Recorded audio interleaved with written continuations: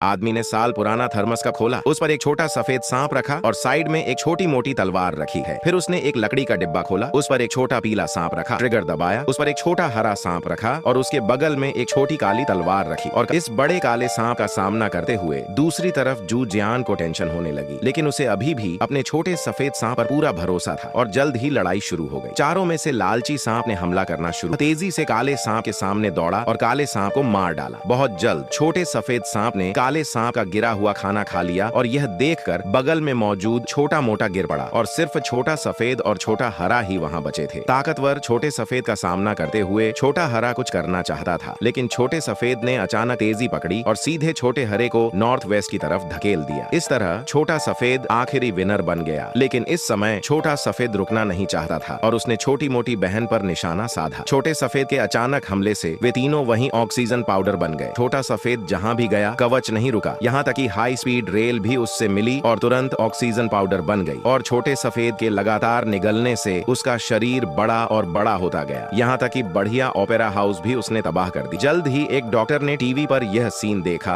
और छोटे सफेद को रोकने के लिए डॉक्टर जल्दी से एक बर्फ वाली जगह पर भागा और फिर रिमोट कंट्रोल दबाया और 1 सेकंड से भी कम समय में एक गुलाबी बड़ा लालची सांप बर्फ से रेंगता हुआ बाहर निकला। एक एयर फोर्स को छोटे सफेद से निपटने के लिए फाइटर का इस्तेमाल करने के लिए भेजा, लेकिन फाइटर का हमला छोटे सफेद पर काम नहीं आया और छोटे सफेद को रोकने के लिए निगलने से जूजियान भी लड़ाकू के पास आया और छोटे सफेद को रोकना चाहता था, लेकिन यह काम नहीं आया और छोटा सफेद तेजी से आगे बढ़ता रहा और इस समय छोटा गुलाबी भी छोटे सफेद के पास आया और जल्द ही छोटा सफेद और छोटा गुलाबी माउंट फऊजी में मिले।